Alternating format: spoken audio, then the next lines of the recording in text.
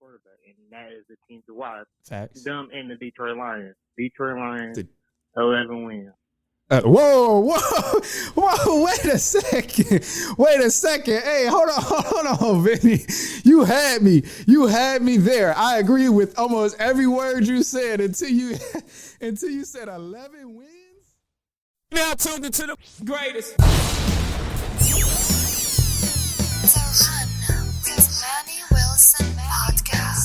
The Run with Manny Wilson podcast. The best sports podcast there is. Yes, sir. The best sports podcast there is, all the way from Detroit to Chicago to your speakers and headphones. Welcome back to The Run with me, Manny Wilson.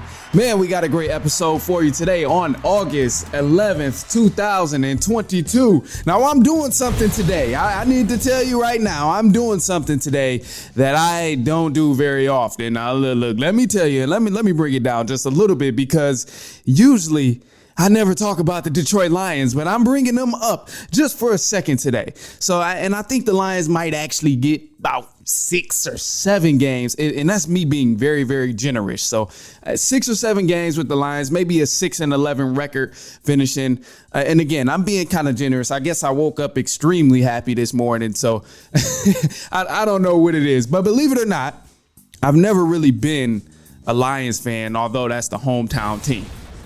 But I'll low-key cheer for the Lions if they ever get good. And Peep, I said ever, because this has been going on forever. The Lions have never made a playoff run. They've always been bad. Ever since I started liking football, I've been born into bad football from my hometown team. So I don't cheer for them. I was never a fan of it. I was like, okay, if I get to choose a team I like, why would I choose this 0-16 team? Why would I choose this bad team with no winning history, just occasional good players?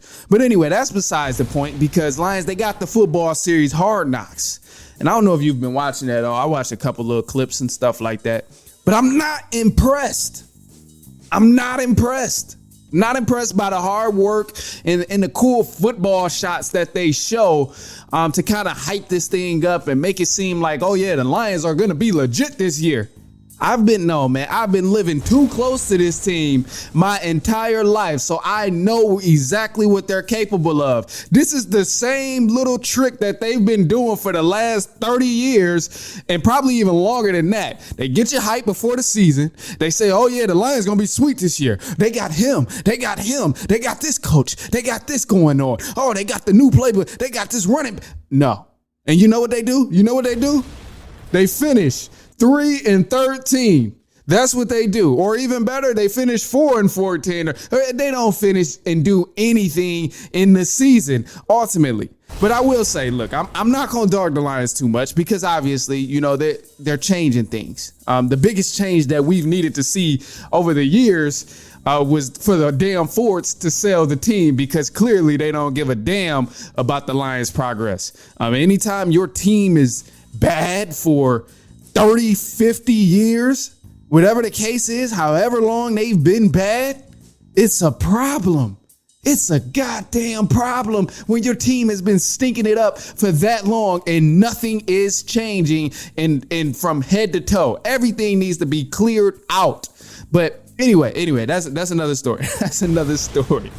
But I say, however, all of that to say, there is one slight thing that's kind of impressed me with the Lions, and it's not the personnel.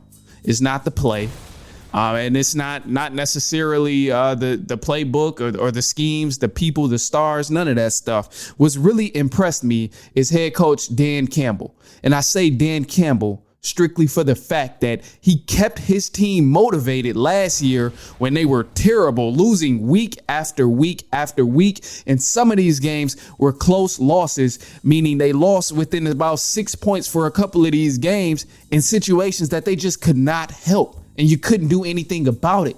So because of that, and I watched the players still go out there, give 110%. You know, that kind of tells me something, that this head coach really has a hold on these guys. And even from the Hard Knock series of what we're seeing, Dan Campbell is still motivating the hell out of these guys. That's something I can 100% respect, because there was a game I went to last year, a Lions game actually, when they played the Ravens. And it was when Justin Tucker hit that 66 record-breaking field goal to win the game against the Lions in Detroit. Literally took the soul out of the stadium. And it was hilarious. It was hilarious because I wasn't going for the Lions. That's why it was funny to me. But I wasn't going for the Lions. So I actually had a Ravens hat on. I should have wore it.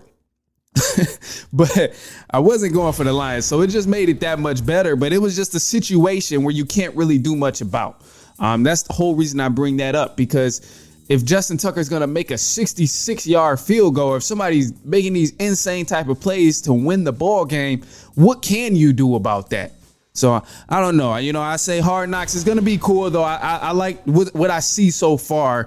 And I do believe eventually this team is going to get better over time, because if he's embedding that hard work culture, that gritty and grimy culture of going out there giving effort plays 110% of the time, they have no other choice but to elevate. And right now they're doing it with no stars. They don't have any crazy big names, or they don't have these, crazy super talented players right now on the team. So when they get that, it's going to be a huge difference, and it's going to make a hell of a difference in that culture, especially if they're coming there to give 110%. So it's going to be cool. We're about to jump into the callers. Let's see what they're talking about really quick with the callers. We're going to take a quick break, and then we'll jump straight into it, see what's going on. Stay tuned.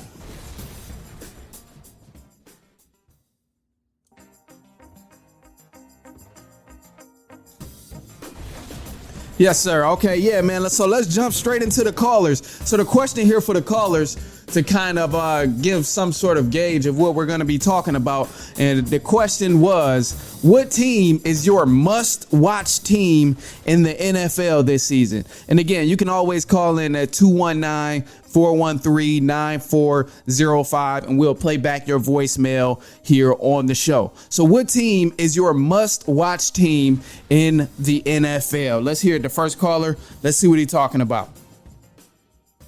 What's going on, Manny, bro? What's the deal, Boots? I already knew it. Here with the hot take. Kansas City going to the Super Bowl. Oh, yeah. Up and coming. Nobody going to see it coming because Tyreek left. Tyrann left. It's cool. Oh, yeah. Let's see y'all boys in the Super Bowl, man. You crazy, man. You know what? You're really hilarious, Boots. I love how much you support that team. When, that meme where people be saying, I want a partner that support me like they support this. That's you with the Kansas City Chiefs. That is you with the Kansas City Chiefs, because you support the hell out of them. And I love it, though. I love it. Realistically, this is probably going to be the toughest time for the Chiefs to get back to any Super Bowl, man. The Chiefs, yes, they did lose some pieces. They lost some pieces on defense. They lost a couple pieces on offense. But ultimately, this is going to be the toughest Super Bowl to achieve for any team coming out of the AFC, just because there's so much competition. I highly disagree that the Chiefs are going to the Super Bowl. I think this may be the year that if they run into the Bills or they run into another talented team on the way there, they might get put out early this year. I mean, Pat Mahomes is going to still have a good season. I'm not saying that's over with, but getting back to the Super Bowl is tough, man. Brady really makes it look easy, and Mahomes that made it look easy over the years. But the AFC is stacked with competition this season, so it's going to be tough for any team to get to the Super Bowl, especially the Kansas City Chiefs, if that's who you rolling with. All right, so let's get to the next one. Let's see what he's talking about. This is Vinny. What's the deal? But I feel like the team to watch this year will be the Denver Broncos. Because Okay. finally the Broncos got them a quarterback, an established quarterback in Russell Wilson. Mm-hmm. You got the receivers you need. They got the best talented defense in the NFL. It was number 3 in points allowed last year. And that defense on average is 28 years old. So they have a long ways to go. But I feel like in that division, with Tyreek leaving the Chiefs, then Devontae joining the Raiders and Khalil Mack joining the Chargers. But I just feel like the Broncos has got the upper edge. I really do feel like they have a top 5 quarterback, and that is the team to watch. Facts. Them and the Detroit Lions. 11 wins. Whoa, wait a second. Hey, hold on, Vinny. You had me there. I agree with almost every word you said until you said 11 wins. Oh, hell no. Hell no. 11 wins for the Detroit Lions? Boy, you must have. Come on now. What was you on? What was you doing this morning, Vinny? Or whenever you left this voice, but what was you doing? Come on now. All right, I'm gonna leave it alone. But look, if the Lions give the city of Detroit 11 wins, man, I don't know. I gotta talk to you after this. We got to chop it up because we gotta put some bets in motion. If you really believe the Lions getting 11 wins, man, when is the last time the Lions even got 11 wins? That's I'm concerned now. I need to fact check it. But anyway, boy, you threw a curveball at me. Anyway. Denver Broncos, let me focus on that. I just got done talking about the Lions. 11 wins, I'm still mind blown that I don't know who the hell you think this team is, boy. Hard Knocks got you fooled, man. I'm telling you right now. Hard Knocks got you fooled. But anyway, Denver Broncos, definitely a team to watch. Denver Broncos is those guys. I think they're definitely gonna live up to that hype. You add Russell Wilson to a lethal offense like that with that many offensive threats coming out of the backfield, spreading the field and receivers and slots in the line. It's dangerous. It's dangerous for that team. So I definitely think they're a huge threat when you bring up the elite teams in the AFC. Especially because not only is the offense good, but the defense is good. And I was trying to get a fact check on the on that stat you said if they allow only 3 points, an average of 3 points defensively. But man, even true or not, either way, that we already know that defense, the personnel and the scheme is just lethal as is. So that's something I'm looking forward to the Denver Broncos as well. I think that's definitely a team I'm gonna keep my eye out on. When we talk about what teams we're keeping an eye out on. And the Lions, man, boy, you must have got paid off. You must have got paid to say some shit like that. You definitely got paid. All right, man, look, let's jump to the next call. Let's see what they're talking about. Let's do it. Yo, what's going on, baby? I have to make this call. This Jamal, man. What's the deal? Way from Michigan, baby. What's going on? How do you feel about Anthony Barr on the Cowboys? I need to hear everything you got to say about that. I know you're not a Cowboys fan. I love Cowboys to death. Anthony Barr was a great pickup, but I do believe that the Bills is going the whole way. I do want to hear your take on Odell Beckham maybe going to the Bills, Von Miller maybe pulling him that way. To the Bills. Please give me some insight. How you feel about that? Who's the team this year that you going with? That you saying, Mars? They going far. I'm saying the Bills. Oh, okay. My sleeper team is the Oakland Raiders.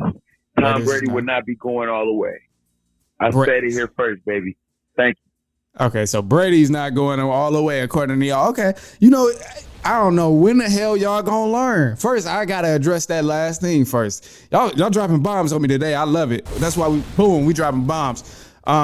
I got to address that. You said Brady's not going all the way.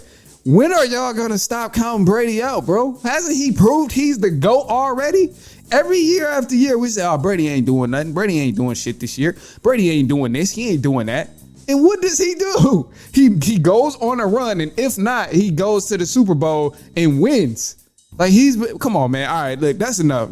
Come on now, before you throw a statement out like that, Mar, you got to know, man, bro. Y'all got to stop counting Brady out. Y'all can't keep counting Brady out like that. Y'all got me flustered. Y'all about to work me up, man. First with the damn Lions. Now you talking about Brady ain't doing nothing this year. As if we can just count Brady out. I don't give a damn how old Brady is. If Brady is 65 in the NFL still slinging a rock, I'm saying he's going to the Super Bowl. And I'm putting a little bit of chance that he actually might go to the Super Bowl just because it's damn Tom Brady, bro. We not counting Tom Brady out. I'm not accepting any Tom Brady slander until Brady proves that his arm doesn't work no more and slinging a rock. I can never count him out of possibly going to the Super Bowl and possibly doing what he does best, playing quarterback. That's just facts. That's just facts. I'm not looking at that no other way. No other way. You asked a couple questions. Raiders, that's a solid sleeping team right there, a sleeper team right there. That's definitely a team to watch, though.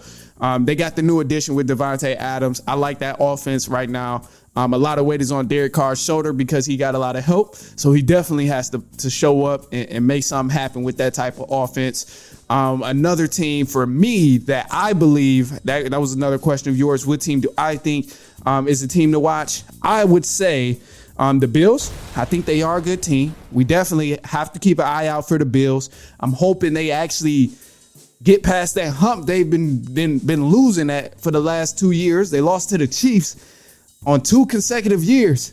Man, they go far, they get there, see the Chiefs and fold like tissue paper. So, it's going to be tough. It's going to be tough to watch. But anyway, man, another team is the Tennessee Titans. I want to see the Titans ball out. They got my guy Julio over there. I'm a fan of Derrick Henry. I love the way he run the rock. But the question is really just going to be Tannehill. If he can throw the rock past 40 yards and get the ball to Julio Jones. So other than that, man, no, I think that's going to be nice. But look, man, yeah, other than y'all getting me flustered, and I'm excited, though. You know what? I like when a cause, give me a little rattles dazzle, whatever you want to say, man. I like that. But anyway, look, we're going to take a quick break. We got some boxing topics coming up. Now, Alexander Usyk and Joshua, or Alexander Joshua, I'm all over the place now. But Alexander Usyk and Anthony Joshua, they're going to be fighting a rematch from the match that we seen in September. And Tyson Fury also flirted with the idea of coming back. But it wasn't just an idea. He confirmed it. But we got some news coming up in just a second. Stay tuned. We'll be right back.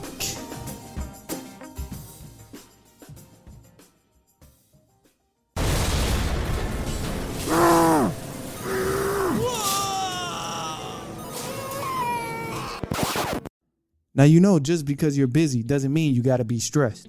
I'm crazy busy right there with you, but it can be easier. Next time you're on a run, just make it more fun and listen to The Run with Manny Wilson.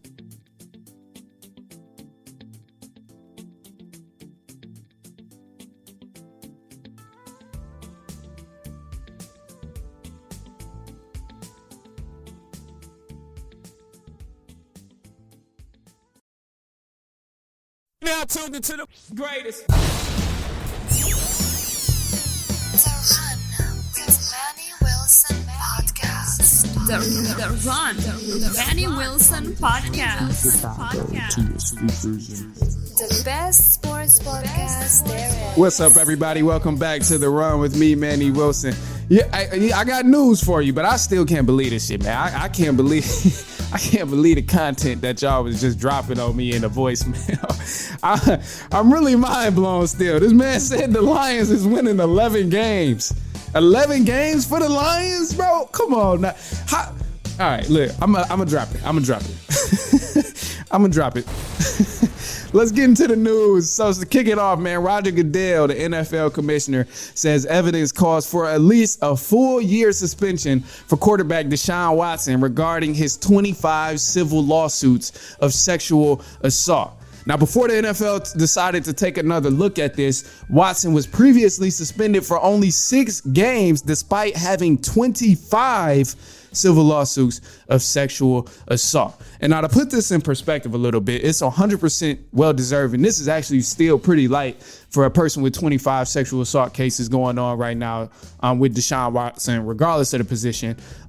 There's running backs out here And there's other players, not just running backs, receivers, all players in the NFL that get suspended for a year for just abusing the substance policy of smoking weed or something else, whatever they might be smoking. But there's Martavius Bryant, example, suspended indefinitely for marijuana. Josh Gordon was suspended 25 games for marijuana.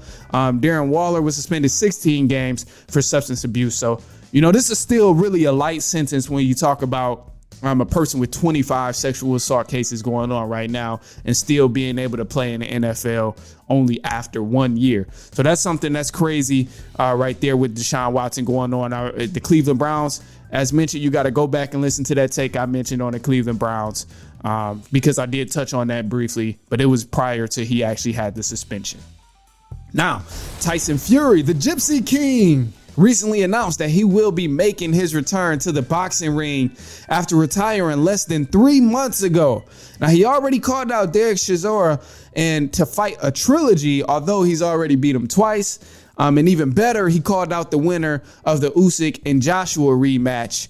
And that kind of brings me to my next news right there, where Alexander Usyk and Anthony Joshua will be fighting in a rematch on August 20th. Now, Usyk, he won the first fight back in September by split decision.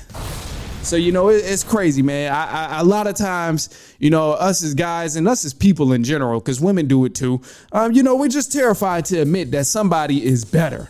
And no matter what you do, somebody's going to be better at something than you. You can't be the best at every single thing that you do. Now you can do a couple, 1 or 2, maybe 3, but everything you do, you can't just be better.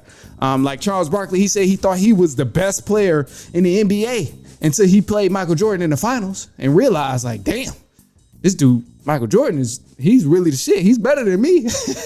And then you look at the Tyson Fury and the Deontay Wilder fight. When they were boxing, they fought 3 times. Once was a draw, and the other 2, Fury knocked him out. He beat the hell out of Wilder. And then both of those other fights, you just seen that Fury was just a better boxer. He was just better than him. And kind of where we going with this fight with Usyk and Joshua, he did not look as good as Usyk in the first match. When we watched the fight 1, man, Usyk had complete control. He had all of it going for him in fight 1. And it was a damn good fight because it went the distance and all, and there was ups and downs. But Usyk had control of the fight for damn near about 80% of the time. And it looked as if he was just the better fighter.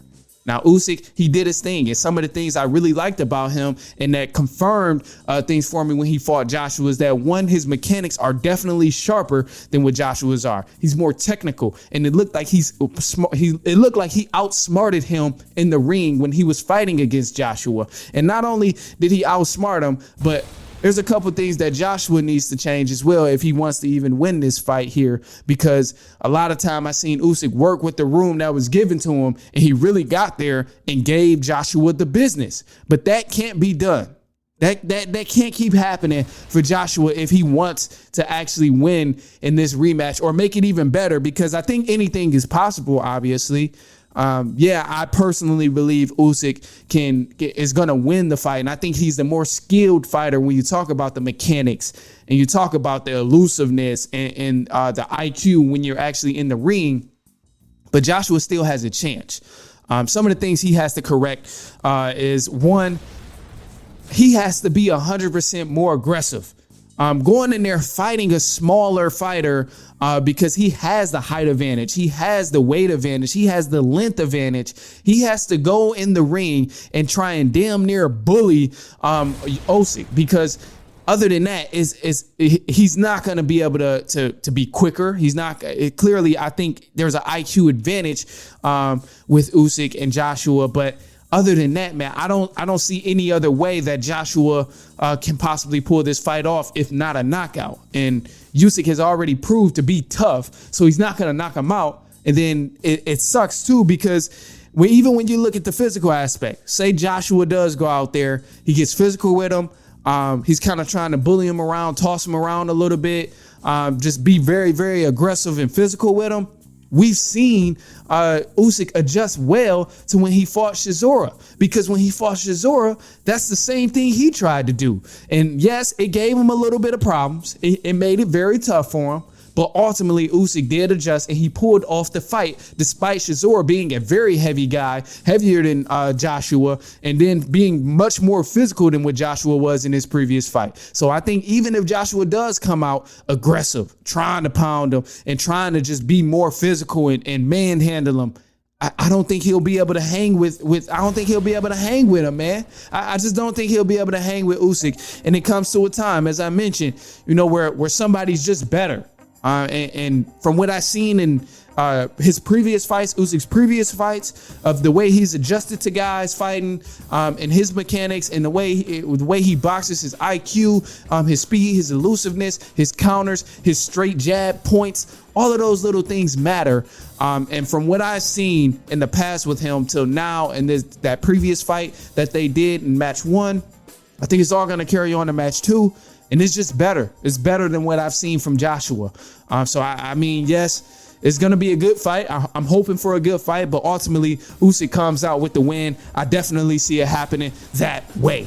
All right, man, look, now I appreciate you for hanging with me. If you've been kicking it with me the whole time, man, hey, you got to be sure to follow us on Instagram at The Run Podcast, or you can follow my personal at I am Manny Wilson. But I greatly appreciate you for hanging with me today, man. Hey, we got some much more coming on to The Run. Next week, we bringing in guest Jake from Jake's Takes Podcast. It's going to be a great episode. I can't wait to touch on it with my guy. But anyway, man, that's all we got for you today. I greatly appreciate you, and you have a great day. We will be back next week, and so on and so on and so on.